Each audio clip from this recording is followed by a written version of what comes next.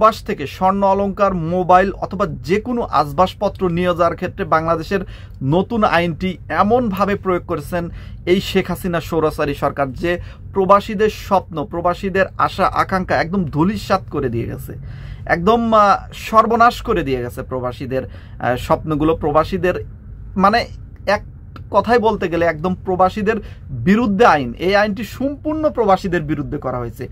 ন্যূনতম প্রবাসীদের পক্ষে এখানে মনে হয় কথা বলার মতো কেউ ছিল না। প্রবাসী মন্ত্রণালয় কি করেছেন, কিভাবে এই আইনটি পাশ হয়েছে, এটি আপনার ভিডিওর মাধ্যমে আগে দেখব আসলে কি আইনটি পাশ করেছেন, তারপরে এই বিষয়টি নিয়ে কথা বলবো। চলুন। শুল্ক ফাঁকি দিয়ে বিভিন্ন সময় মধ্যপ্রাচ্য সহ বিশ্বের নানা দেশ থেকে অবৈধভাবে মোবাইল ফোন ও স্বর্ণ আনার প্রবণতা দেখা যায় প্রবাসী ও পর্যটকদের মাঝে। এই প্রবণতা রোধে সরকার বিভিন্ন সময় আইন করলেও এবার আরও কঠোর হচ্ছে। নতুন অর্থ বছরে ব্যাগেজ নীতিমালা অনুযায়ী একজন প্রবাসী পরিধান করে কিংবা পরিধান ছাড়া 22 ক্যারেটের স্বর্ণ আনতে পারবেন সর্বোচ্চ 100 গ্রাম, রূপা সর্বোচ্চ 200 গ্রাম। এছাড়া গলিয়ে 24 ক্যারেটের স্বর্ণ আনার ব্যাপারে দেয়া হয়েছে নিষেধাজ্ঞা। মোবাইল ফোন আনার ক্ষেত্রে হয়েছে নতুন নীতি। এতদিন শুল্ক দিয়ে 6টি এবং শুল্ক ছাড়া 2টি ফোন আনা যেত। 30,000 টাকার মোবাইলের জন্য 5,000 টাকা, 60,000-এর বিপরীতে 10,000 এবং এর বেশি দামি ফোনের জন্য সরকারকে দিতে হবে 25,000 টাকা। কাস্টম শুল্ক ফাঁকির প্রবণতা রোধকল্পে স্বর্ণালংকের সংজ্ঞা নির্ধারণ করা হয়েছে। এই যে ভিডিওটি আপনারা দেখলেন, দেখে অবশ্যই আপনার মাথা ঘুরতেছে। প্রবাসী ভাইরা যারা দেখেছেন তাদেরও মাথা ঘুরতেছে এবং পূর্বে যারা দেখেছেন তাদেরও মাথা ঘুরেছে, তাই না? এটি 5 মাস আগের ভিডিও। শেখ হাসিনা সরকার পালিয়ে যাওয়ার আগে এই সর্বনাশটি করে দিয়ে গেছে প্রবাসীদের। আমি ডক্টর ইউনূস সরকারের কাছে আবেদন করব, আকুল আবেদন, সকল প্রবাসী ভাই ও বোনদের পক্ষ থেকে আপনার কাছে করজোর অনুরোধ করতে চাই, সেটি হলো এই আইনটি বাতিল করুন। পূর্বের যে আইনটি আছে সেটা বলবদ্ধ করুন, এই আইনটি বাতিল করুন। কারণ একটি প্রবাসীদের স্বপ্ন দেশে স্বর্ণ নিয়ে যাবে, দেশে মোবাইল নিয়ে যাবে, আত্মীয় স্বজনের জন্য এইগুলো দেবে, তারা খুশি হবে, এটাই প্রবাসীদের সুখ, এটাই প্রবাসীদের স্বপ্ন। এই স্বপ্নটা ভঙ্গ করার জন্য, এই স্বপ্নটা ধূলিসাৎ করার জন্য যে পরিমাণ ট্যাক্স বসিয়েছেন এবং যে আইনটি পাশ করা হয়েছে, এটি প্রবাসীদেরকে মরণ ফাঁদ হিসেবে ব্যবহার করা হচ্ছে।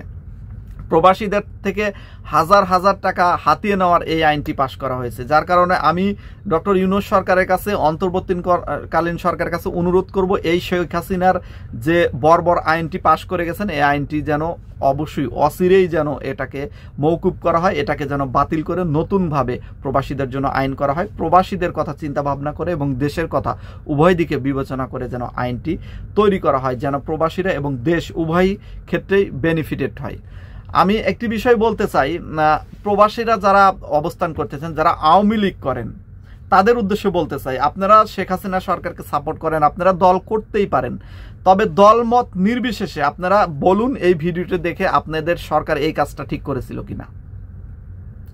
আমি আওয়ামী লীগ করি নাকি বিএনপি করি নাকি জামাত করি নাকি অন্তর্বর্তীকালীন সরকারকে সাপোর্ট করি, এটা মুখ্য বিষয় না। এটা মুখ্য বিষয় হলো প্রবাসীদের স্বার্থে এখানে আঘাত করা হয়েছে। এই আইনটি পাশ করার ফলে, এই আইনটি করার পরে প্রবাসীদের ন্যূনতম উপকার হয়েছে কিনা সেটা বলুন।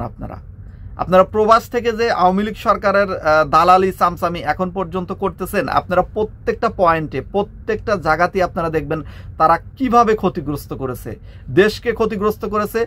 দেশে হাজার হাজার টাকা হাজার কোটি টাকা ঋণ করেছেন এবং সেই ঋণ পরিশোধ করার জন্য প্রবাসীদের থেকে অর্থ শোষণ করার জন্য এই আইনগুলো বানিয়েছে। এই বিএমইটি কার্ড তৈরি করে আইনগুলো বানিয়েছে।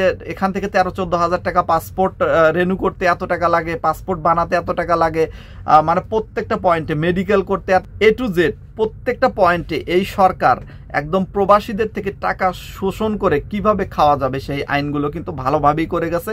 তবে যেহেতু সরকার পরিবর্তন হয়েছে, আমরা শুধু আমাদের অধিকার নিয়ে কথা বলতেছি, যেমন পেনশন, রেমিটেন্স কার্ড, প্রবাসীদের লোন সম্পর্কে, কিন্তু এই যে ঘরের ভিতরেই যে সাপ আছে, এই সাপগুলো কিন্তু এখন পর্যন্ত আমরা দূর করার জন্য চিন্তা ভাবনা করিনি। তো অবশ্যই এই বিষয়গুলোতে আমাদের গুরুত্ব দিতে হবে। প্রবাসী ভাই বোনেরা এই বিষয়টি নিয়ে সোচ্চার হতে হবে। প্রবাসী সংগঠনগুলোকে অনুরোধ করব, আপনারা এই বিষয়টি নিয়ে কাজ করুন। প্রবাসীদের মোবাইল ফোন নেওয়ার ক্ষেত্রে এবং স্বর্ণ অলংকার নেওয়ার ক্ষেত্রে অথবা প্রবাসীদের যে কোনো আসবাবপত্র নেওয়ার ক্ষেত্রে শুল্ক মওকুফ করার চেষ্টা করুন এবং অল্প শুল্কতে যেন নিতে পারে সেই ব্যবস্থা করুন।